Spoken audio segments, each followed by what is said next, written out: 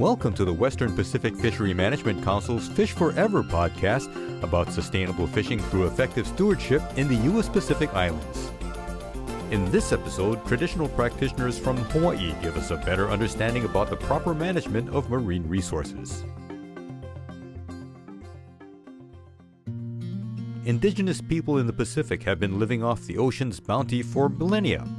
These traditional practitioners use methods that promote conservation and sound management. In pre-contact times, their lives depended upon a healthy coral reef ecosystem and sustainable fisheries to provide them with the food they needed. As you'll hear them say, healthy reefs are crucial to everyone's survival. Ke'eaumoku Kapu is a lavaya or fisherman and mahi'ai or farmer from the island of Maui. He's a strong believer in re-establishing the old ways of doing things to help sustain our marine resources for the future. And this is a shrimp trap. And this was used back in the traditional days on how we used to gather substance for food resource. The fishing tools and methods he uses, as well as a sense of responsibility, naturally limits the amount he takes, which prevents overfishing. As a traditionalist, for me, I don't think I need to stock my freezers. I know that if I got the abundance out there in nature to depend on and how we need to manage our resources. In a Hawaiian perspective, everything was based on a seasonal change. And nature basically was nature was mainly our konahiki. Anytime when certain things that triggered on the land, like the lauhala blossoms that bloomed, that was a perfect time for some either to restrict or to allow gatherings. Yeah. Uilani Kapu comes from a family that also had lavaya and mahi'ai among its members, as she is now.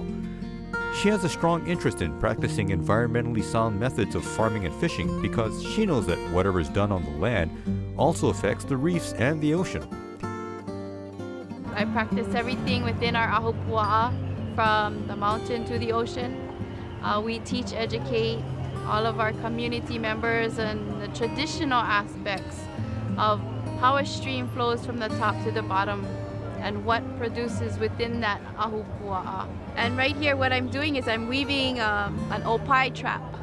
We teach this in Lahaina, but we use i'e'i'i. I'e'i'i is a traditional material that was once used for opai traps.